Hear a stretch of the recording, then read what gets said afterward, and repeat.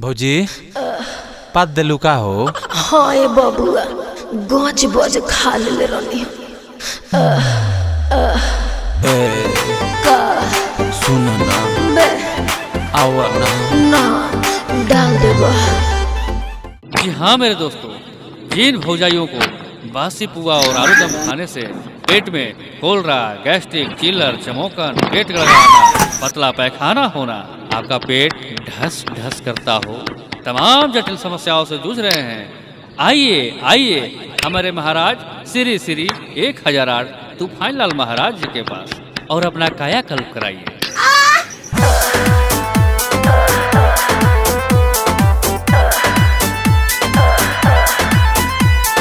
आगे रंगम नीचे तो ऊपर भौजी, बाद में रंगाई गोल घर भौजी। इता कहत रह कहत नहीं की रंगे आगे रंगम नीचे तो ऊपर भौजी, बाद में रंगाई गोल घर भौजी। डलवाई पुत बदले में कहस मिली। सुना बोला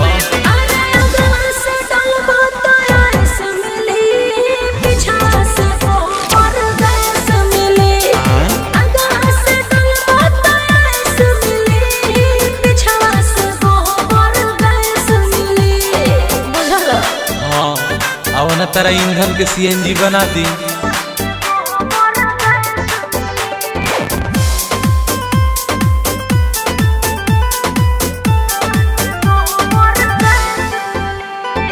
साड़ी पर डलबा की अचरा उतार के घसल गुलालो जाला कोई प्रकार से। अरे सुनो तारो सुनम ना करम डाली उठा के की डाली बैठा के, डाली सुता के की डाली निहुरा के। हम का कही सुन महाजा के साथ साथ लहस मिली।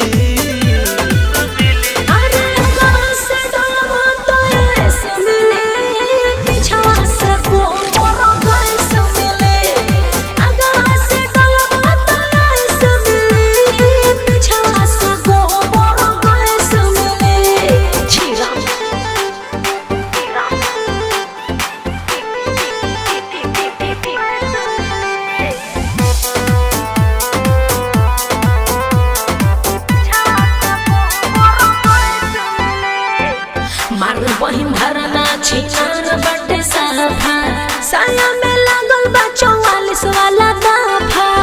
भौजी चिंता मत कर, बड़ी बेलूरा बा रंगू बाबा 100 करी नहीं हानि। चोली के क्रिया खा के कोहेले तूफानी।